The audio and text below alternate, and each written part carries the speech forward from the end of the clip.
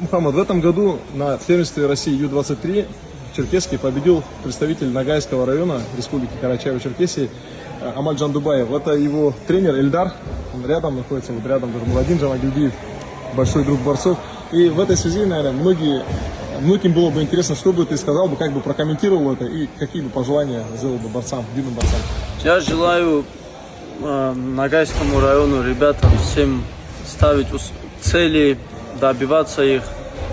Не у всех, конечно, есть возможность там, не все из богатой семьи, мы такие же, поэтому это не обязательно. Главное приходить тренироваться. Вот Амаль боролся, прикидки с Ибрагимом, мне очень понравился, характерный молодой пацан.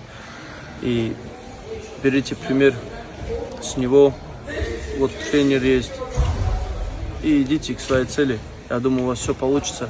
Вот пример Мухаммада Макаева не даст соврать. Этот простой парень из Буйнакского района, который добился всего, уже многого добился, не всего еще, и большие цели перед собой ставит уже и в Англии, и на мировой арене.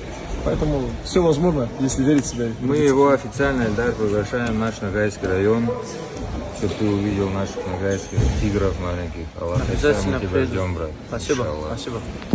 спасибо.